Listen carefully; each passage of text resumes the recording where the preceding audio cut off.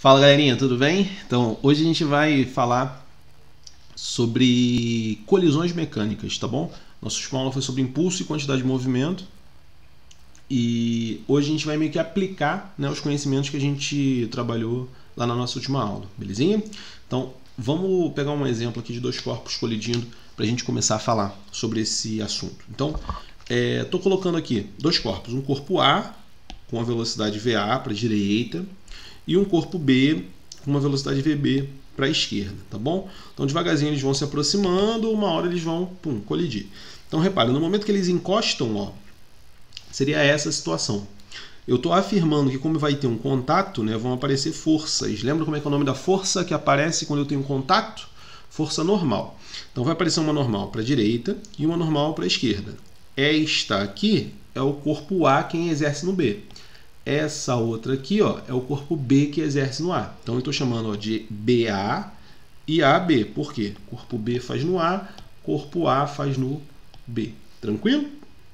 Então, depois dessa força, né, os corpos vão mudar suas velocidades. Tem aqui uma bela de uma onomatopeia. E depois os corpos mudam suas velocidades. Então passa assim, ó, VA' e VB'.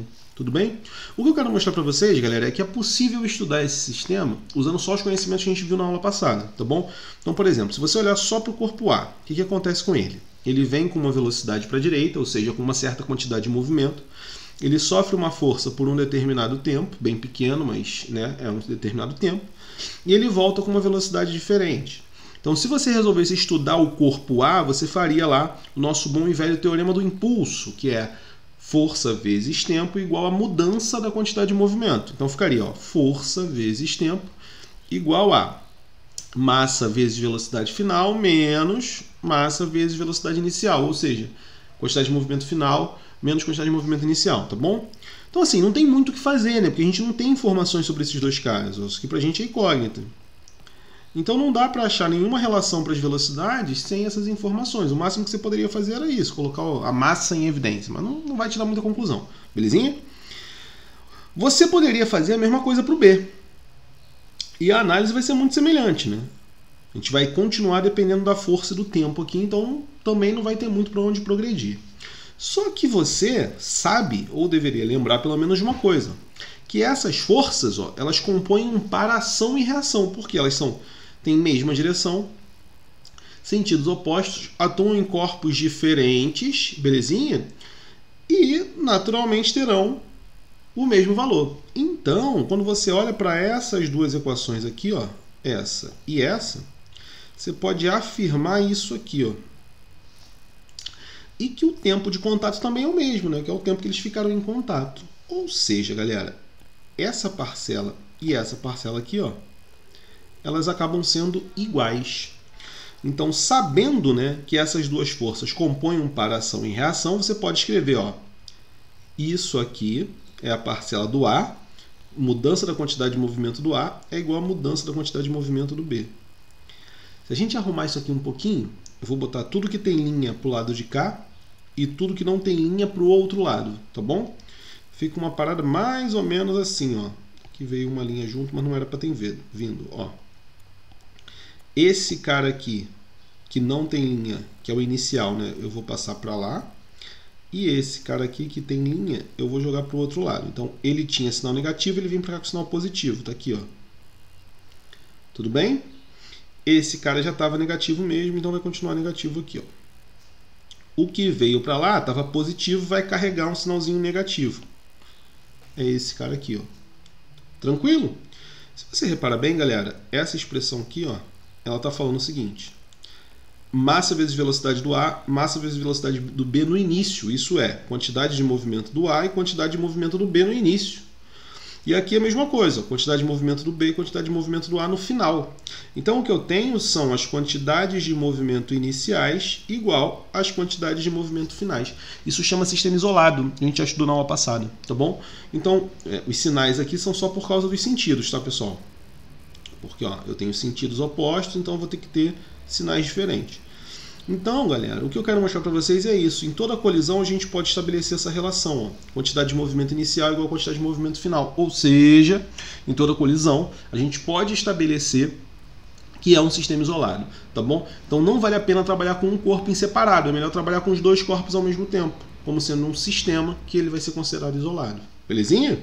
E isso, pessoal, junto com uma outra questão, vai ser bem interessante para a gente, que é a seguinte: toda colisão ela vai possuir duas fases, que é a fase de deformação e a fase de restituição. Basicamente é isso. Ó. Imagina que tu chutou uma bola na parede, tá bom? Essa bolinha, quando vai bater na parede, ela chega com uma certa velocidade, ou seja, ela tem uma energia cinética. No momento que ela bate na parede, ela vai se deformar até parar. No momento que ela para, ó, toda energia cinética virou energia potencial elástica, belezinha? E ela parou, tá aqui a bola deformadinha. E depois ela vai retornar, ou seja, ela vai voltar a ter energia cinética. Então, essas transformações que acontecem, isso é em qualquer colisão, tá, pessoal? Não é só numa bola na parede, não. Qualquer carro que se bate também tem uma deformaçãozinha. E assim vai. Então, olha só. Essa fase de cinética virando potencial a gente chama de deformação. E essa fase de potencial virando cinética a gente chama de restituição. O curioso e o que importa pra gente aqui é que nem sempre toda a energia que virou potencial é restituída. Por exemplo, se eu jogo, não sei, um tijolo na parede, no momento que ele bate na parede ele se deforma, quebra e tal. Como ele quebra e não volta a ser o que era antes, parte da energia cinética ela vai ser perdida, beleza? Então ela não vai ser mais restituída. E a gente classifica a colisão baseado nisso, no quanto da energia cinética foi restituída, ou seja, o quanto da energia que eu tinha no início continuou no final. Tá bom?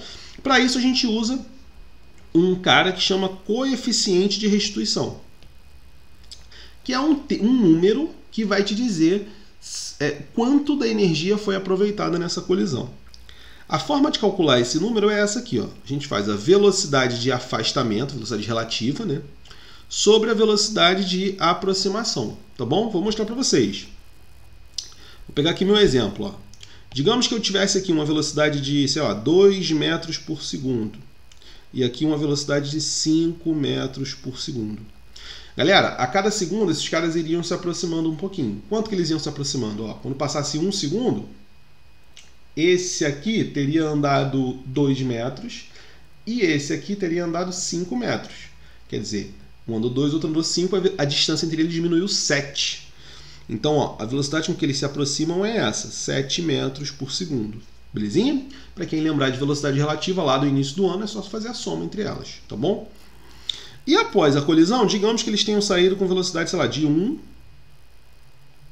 e de 3. Quer dizer, depois de 1 segundo, esse vai ter andado 3 e esse vai ter andado 1. Então, eles se distanciaram em 4.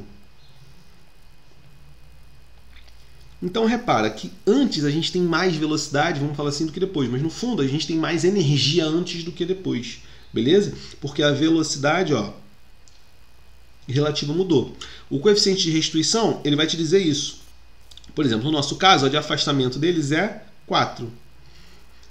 E a de aproximação era 7. Então se eu fizesse a conta do coeficiente de restituição para aquela colisão, seria 4 sobre 7. Belezinha? Se por acaso isso der igual, tipo 7 e 7, significa que toda a energia foi aproveitada. Se der um número menor que 1, significa que o de cima é maior do que o de baixo. Então nem toda a energia foi aproveitada, tá bom? E a classificação das colisões vem daí. Quando eu te falar que toda a energia foi aproveitada, eu vou falar que minha colisão ela é perfeitamente elástica. Isso acarreta que o coeficiente de restituição vale 1. Ou seja, a velocidade de afastamento é igual a de aproximação. São colisões muito raras, tá? Se eu falar que eu perdi um pouquinho de energia, eu vou chamar de colisão parcialmente elástica.